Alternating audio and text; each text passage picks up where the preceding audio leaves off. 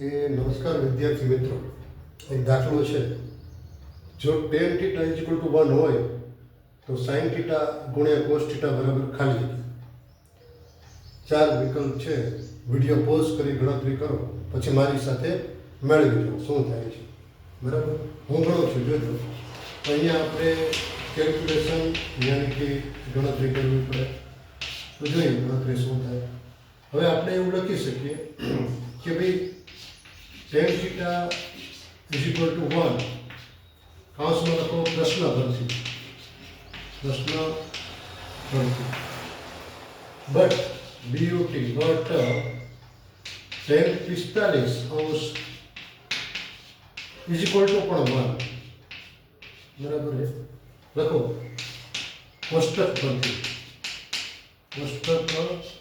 પરથી આપણે ધોરણ 10 ની ટેક્સ્ટ બુકમાં કોષ્ટક આપ્યું છે. એમાં tan 45 ની કિંમત 1 આપી છે. માટે તમે અહીંયા tan θ = tan 45 લખી શકો. બરાબર છે મિત્રો, tan કેન્સલ થાય માટે તમે θ = 45 લખી શકશો. ના, હવે શું કરશો? પ્રશ્નોમાં શું છે તો કે sin θ ગુણ્યા બરાબર છે ગુણ્યા cos θ =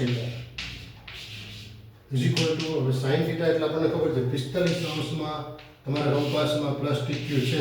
45 9 45 બરાબર, તો 1 √2 આવે તો θ અહીંયા ખૂણો ગણો તો sin θ 1/√2 બરાબર છે ગુણ્યા cos θ બરાબર થીટાની પાસેની બાજુ ભાગ્યા 3 1/√2 શું થાય તો કે 1/√2 નો સ્ક્વેર અને √2 કેન્સલ થઈ જાય માટે ફાઇનલ આન્સર 1/2.